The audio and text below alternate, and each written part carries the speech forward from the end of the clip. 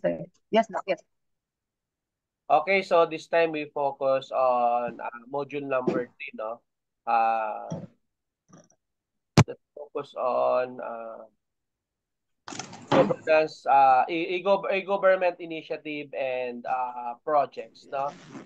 So in the Philippines, no, e-government initiative and projects have been instrumental in modernizing governance, enhancing public service delivery, and promoting transparency and efficiency in administrative processes. Over the years, the government has launched various initiatives to leverage information and communication technologies for the benefit of citizens and businesses. One notable e-government initiative in the Philippines is the e-government master plan, or the EGMP, no, which was introduced to provide a strategic framework for the development and implementation of e-government projects across different government agencies. So the EGMP aims to streamline government processes, improve service delivery, and promote citizen engagement through the use of ICT. As part of the EGMP, several flagship projects have been launched to digitize key government services and processes. And one such project is the Philippine National Public Key Infrastructure, which provide a secure platform for electronic transaction and communication between government agencies, businesses, and citizens. So the PNPKI enables the use of digital signatures and encryption techniques to ensure the integrity and authenticity of the electronic documents and transaction. And another important e-government projects in the Philippines is the Integrated Government Philippines, or the iGovPhil program, which aim to establish a common ICT infrastructure and platform for government agencies to improve interoperability, data sharing, and collaborations. Through the eGovPhil program, government agencies are able to streamline the ICT systems and processes, leading to greater efficiency and cost saving. And to give us more details about the topic, let us all welcome our presenter. Go ahead. Ayan. Okay na? Okay na? Yes, ma'am. Go ahead.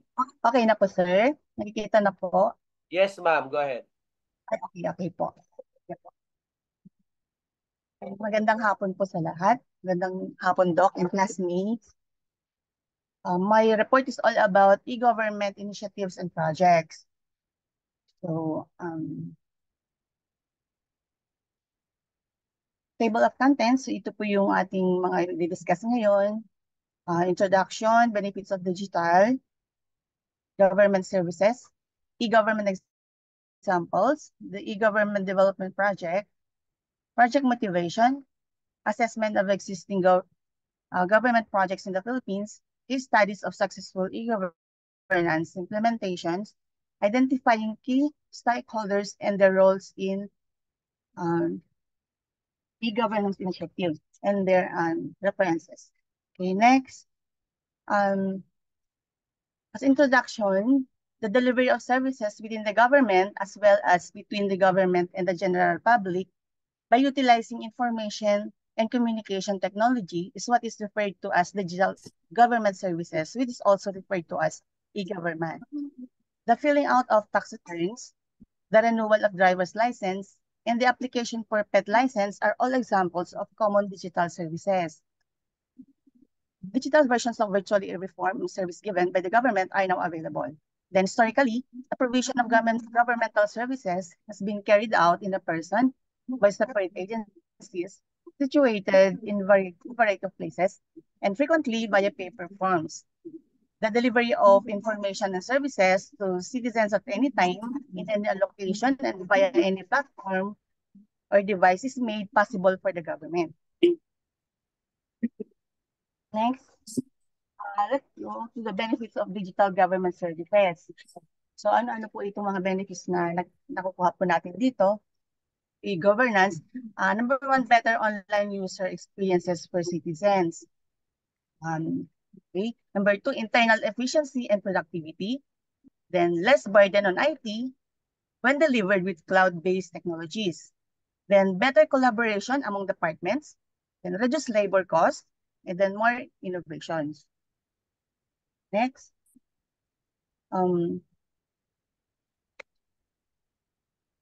The e-government examples.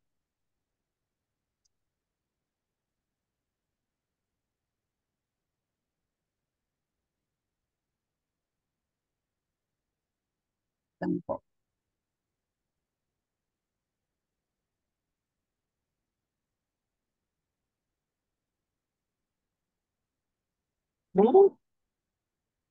Okay. Wait lang po.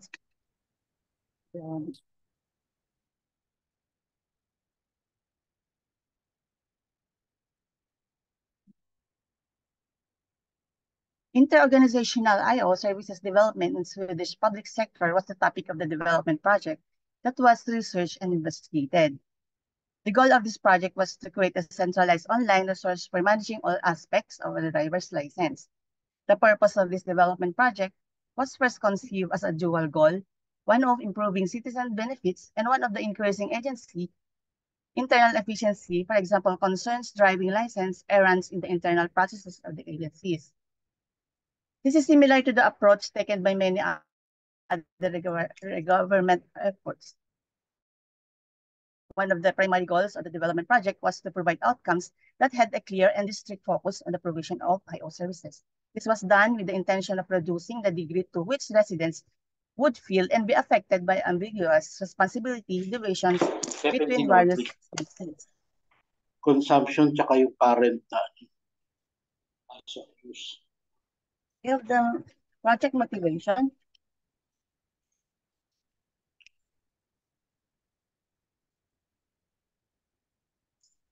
It was determined that the variety of driving license life cycle responsibilities and contacts, which were discussed in the part before this one, constituted a suitable incentive package for the development of an electronic service. The development project aims to establish an electronic service that assists case of officers who are responsible for processing green cases. Waste cases are application cases that do not call for any substantial handling process before they can be authorized. The agency should, in the long run, aim to save money and reallocate resources from the addressing green cases to more difficult errands if it is successfully accomplishing this goal. Next, an electronic service such as this one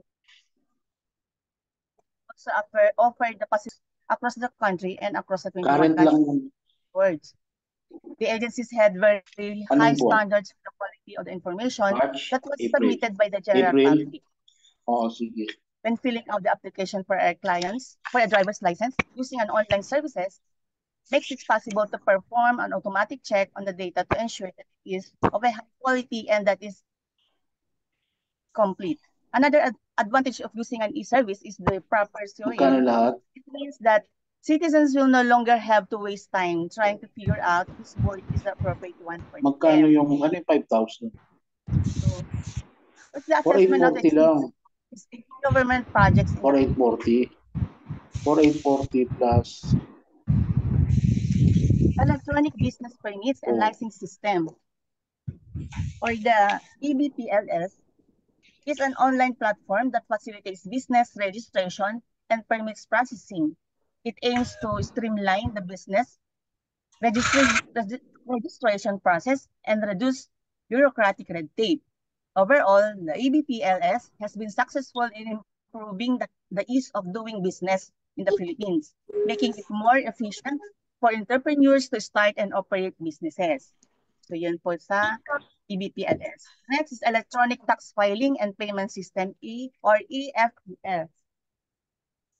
This one, the EFPS allows the taxpayers to file and pay their taxes online, reducing the need for physical to tax offices.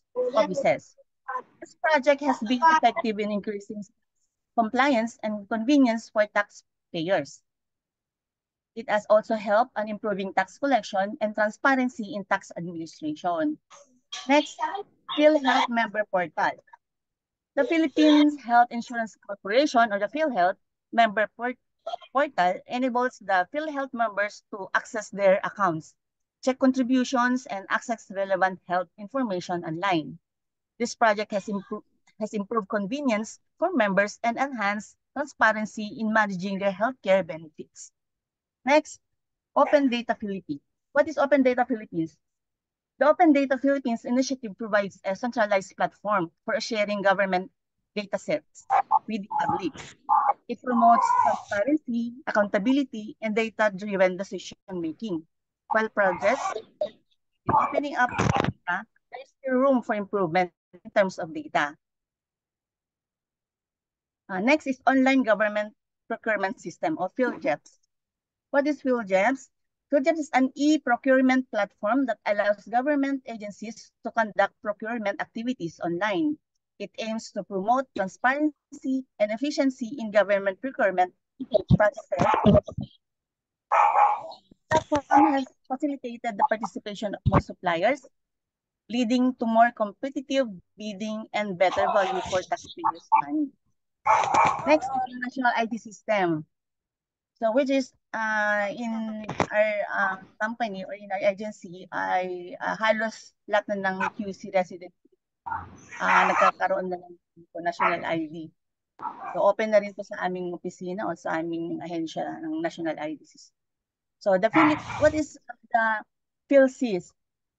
The Philippines Identification System, PhilSys, aims to provide unified and efficient identification system for all citizens and residents of the Philippines by linking various government IDs and services.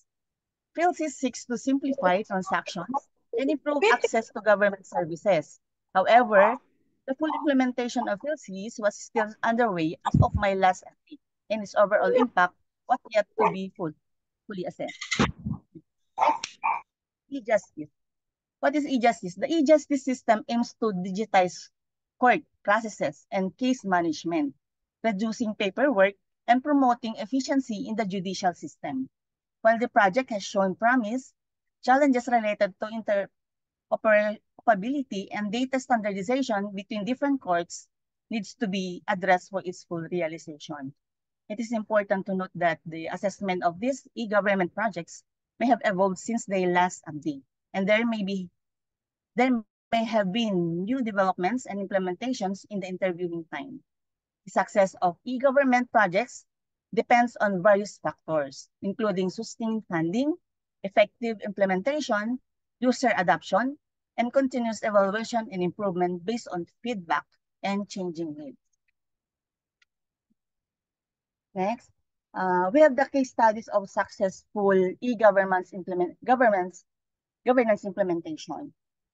We have the Estonia, e-Estonia. So, Estonia is renowned for its comprehensive and advanced governance initiative under the umbrella of e-Estonia. The country has digitized almost all government services, enabling citizens to access public services online securely. So, yan po yung kanilang advanced sa e-governance implementation sa Estonia. There are key components of Estonia, EID. So what is EID? Citizens have a secure digital ID that allows them to access various online services, sign documents digitally, and vote in elections electronically. So medyo advanced po sila compare sa ibang country or sa Philippines. X-Road. What is X-Road? A secure data exchange platform that allows different government agencies and private sector entities to share data efficiently. Yan. And then next is e-residency. What is e-residency? Estonia offers a residency to non-resident individuals, enabling them to access various online services and establish a managed business remotely. E-Estonia's success lies in its focus on security, digital identity, and interconnectivity between government databases. It has resulted in cost savings, increased government efficiency, and enhanced citizen satisfaction. So next is the South Korea or Smart Work System. What is South Korean Smart Work System? South Korea implemented the Smart Work System to promote flexible working arrangements and work-life balance for its public employees. This system enables government employees to work from home or other locations using digital tools and collaboration platforms. Actually, sa Philippines, ina-adapt na rin po natin ito. Actually ngayon, like sa QC ngayon, kung saan po ako nag-work, is they're trying to make a survey para po magamit natin yung flexibility po ng pagpasok. Yun, ongoing po yun. So, pero hindi pa siya na-implement, although ongoing po yung pag-survey po nila kung ito ba ay pwedeng gamitin because of, yun nga, sobrang traffic dito po sa atin sa Pilipinas. So, yun. And then, Singapore, next is Singapore MyInfo. What is Singapore MyInfo? MyInfo is an initiative by the Singaporean government that allows citizens to manage their personal data and share it securely with various government agencies and private sector organizations. This single digital platform streamlines the process of accessing government services and completing transactions. MyInfo has improved the efficiency and convenience of accessing public services, reducing paperwork and the need to provide the same information repeatedly to different agencies. It also enhances data security by giving citizens greater control over their personal information. Yun po. And then next is the Rwanda, Irembo, or Irembo is an online government services portal in Rwanda that provides citizens with access to a wide range of services, such as obtaining birth certificates, paying taxes, and applying for permits and licenses.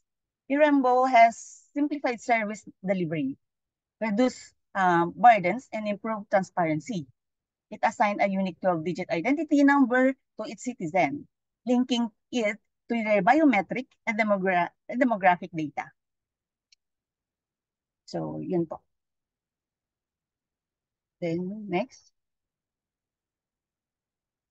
So, ito po yung mga case studies kung saan ay na-implement na po ang e-governance na hanggang ngayon ay pinapatupad pa rin nila sa kanilang mga kanya-kanyang mga bansa. So, let's go to identifying key stakeholders and their roles in e-governance initiatives. So, number one, government agencies. E-governance efforts have been spearheaded by several departments and agencies within the government. The planning, development, and implementation of digital services and platforms are all driven by them. Each government agency and ministry is responsible for ensuring that their workflows are digitized and that they are integrated seamlessly with those of other organizations. So next is the citizens. The general public stands to gain the most from the implementation of e-governance initiatives. Syempre, they make use of digital services in order to gain access to governmental information, make use of public services, and take part of decision-making processes. E-governance can only be successful if citizens are willing to embrace and make use of digital platforms. So next is the private sector. In many cases, the construction and upkeep of e-governance systems are carried out with significant contributions from the business sector. It is possible for private enterprises to be involved in the provision of technology solutions, infrastructure, or knowledge to support efforts undertaken by the government. E-governance projects can also be driven forward through public-private collaborations, which can boost both creativity and efficiency. Then IT experts and developers. Experts in information technology and software developers are key stakeholders in the process of building and implementing e-governance systems. They maintain the safety, usability, and functionality of digital platforms by contributing to the development of software, participating in cybersecurity efforts, managing data, and integrating systems. So, and then the policymakers and legislatures. Key stakeholders in the process of developing and implementing e-governance systems include professionals with extensive knowledge in information technology, as well as software developers. They do this through contributing to the development of software, taking part in cybersecurity initiatives, managing data, and integrating systems in order to keep digital platforms secure, usable, and functional. The next is the civil society organizations. In the realm of e-governance, organizations of civil society, such as non-governmental organizations or NGOs, and advocacy groups, play the role of watchdogs and advocates for citizens' rights. They are responsible for providing input, carrying out assessments, and monitoring the openness and accountability of e-governance programs. Next is academia and research institutions. Conducting research, assessments, and feasibility studies is a contribution that academic institutions and research groups make to e-governance initiatives. They provide insights of best practices, upcoming technologies, as well as prospective areas for improvement. Next is media and journalists. That is the dissemination of information regarding e-governance efforts, the education of citizens, and the holding of the government accountable are all essential roles that the media platform performs. Journalists write articles about the development of e-governance projects, including updates on their successes and failures. The next is the international organization and development partners. For the purpose of bolstering e-governance projects in developing nations, international organization and development partners offer support, financial assistance, and technical advice. They provide technical support and discuss the most effective strategies used in successful projects all across the world. Next is the data protection authorities and regulatory bodies. E-governance efforts must be audited by data protection authorities and regulatory organizations to ensure that they are in compliance with data privacy and security standards. They safeguard the private information of residents and monitor the government's use of data in a manner consistent with ethical standards. It is essential for the successful implementation of e-governance efforts to have effective involvement and collaboration among these important stakeholders. This will ensure that programs are inclusive, transparent, and aligned with the needs and expectations of residents. Okay, that's all for my report. So, all my report are from the book of Doc Marmelo and V. Abante, the e-governance for development administration. Thank you very much for listening.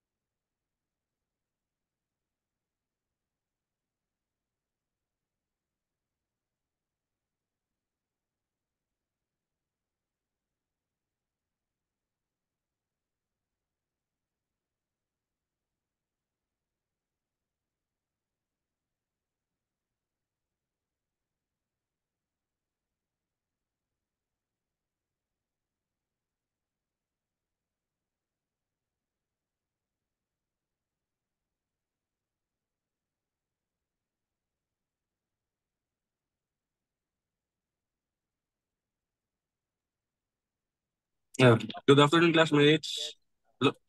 Afternoon po. Yes po, Doc JP po here.